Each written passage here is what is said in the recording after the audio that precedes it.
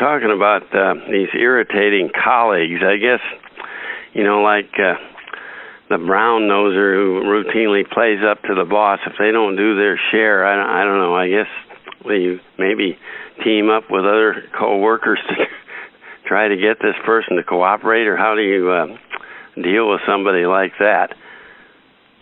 Well, when people need a little edge sometimes to cooperate. And so if it gets to the point where you need to start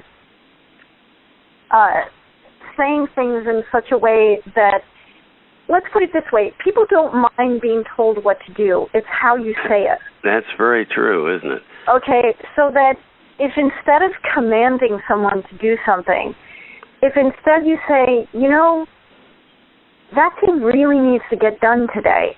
Yeah.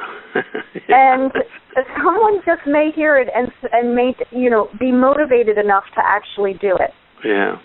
Because it's really how you say things that will motivate people. I see. Yeah, and that's good. People don't like, and, this is a great tactic also for children that, telling them what to do, but instead letting them know how good they're going to feel once it's done.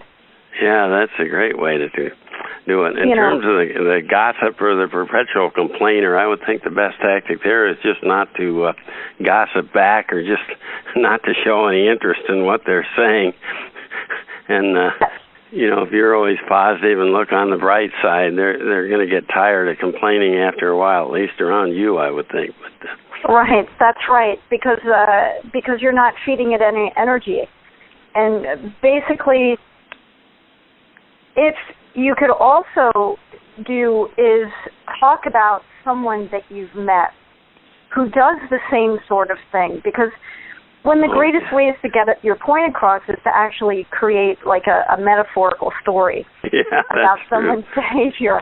And somehow it does bring meaning to their own behavior so that they can change it in a more positive way. That's a very good point. Stories are a great way to communicate. That's right. And so if, let's say, I were to talk about someone who spent so much time complaining, and, one day we added up all the minutes they spent complaining, and it turned out being 1 hour a day. Yeah. Which, if you think about it, in 1 week, that's 7 hours a week. Yeah. And in a year, that 7 hours a week turns into over 350 hours. Yeah.